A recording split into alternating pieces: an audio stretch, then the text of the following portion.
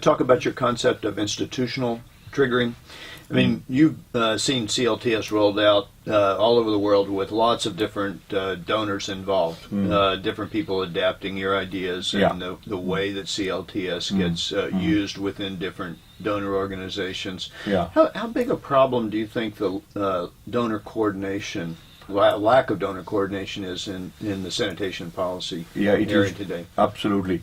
I think that used to be, as you are coming back to your, referring to your early questions, that, did I get a resistance from the professionals on water and sanitation? I did, as I said.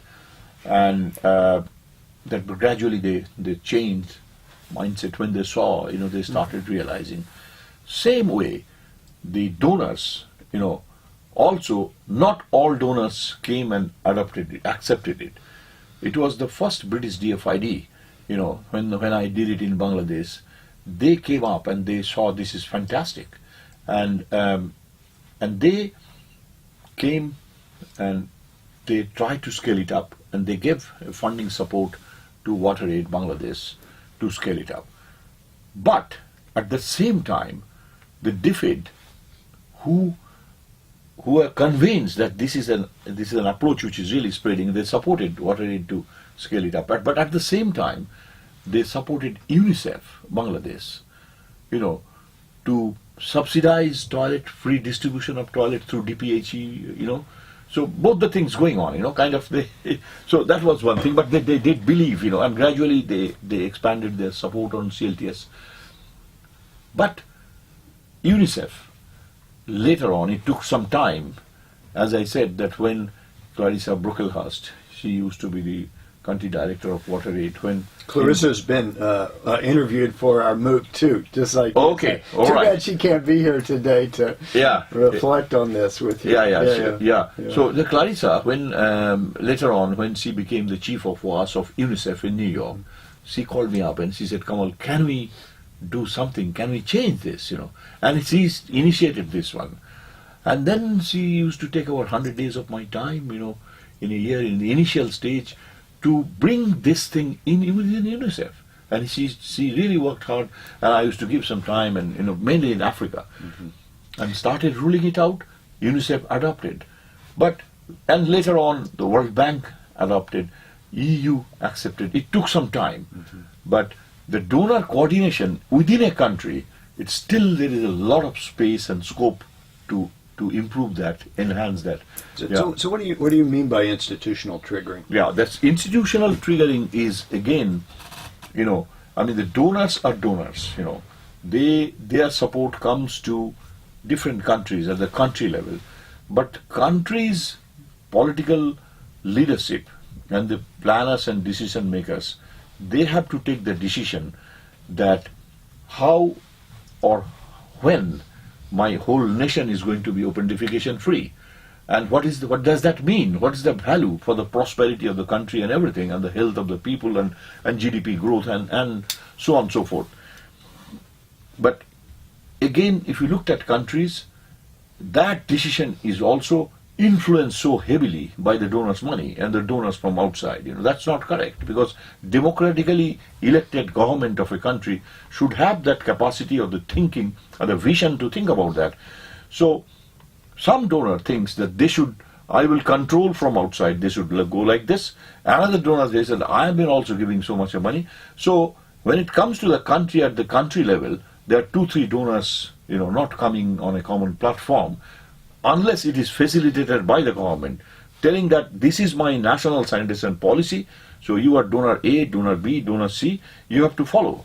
Because on that policy, we have a target and we have got a roadmap.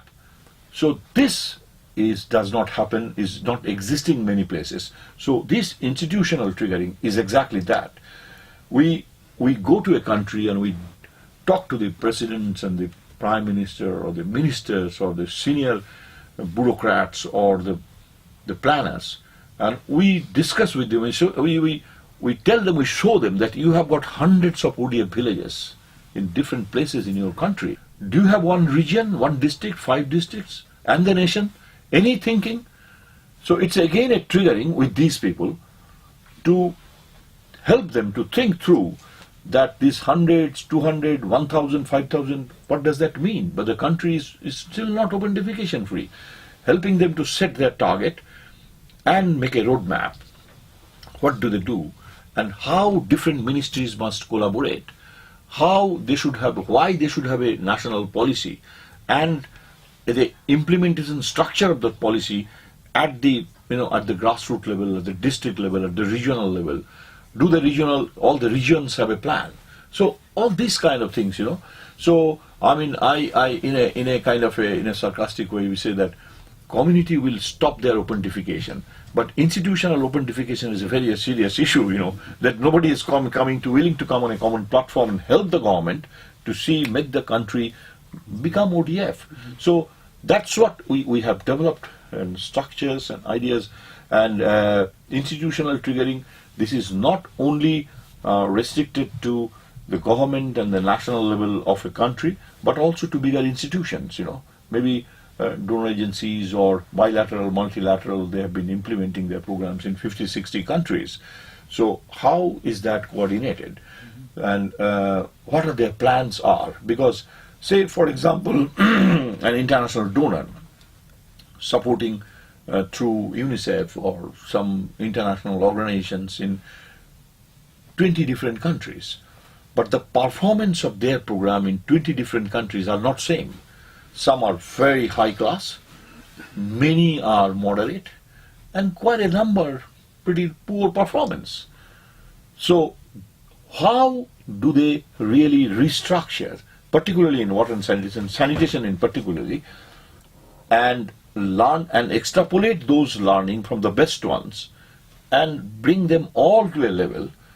The whole idea is that efficiency of utilization of the donor money is improved. It's eventually some taxpayer money of somewhere, isn't it? Sure. So that's the idea, that you trigger so that these people, these institutions, do not only think in scaling up a lateral spread, but also think at the same time a vertical spread. I mean, going up, thinking quality and improvement and enhancement and all that, so that utilization of each dollar or pound increases, and it's not and the whole intervention becomes a more sustained, and then your intervention is not looked at or does not remain as something one-off coming from outside, but rather it is mainstreamed within the government, so that when your donor support or the program intervention is withdrawn,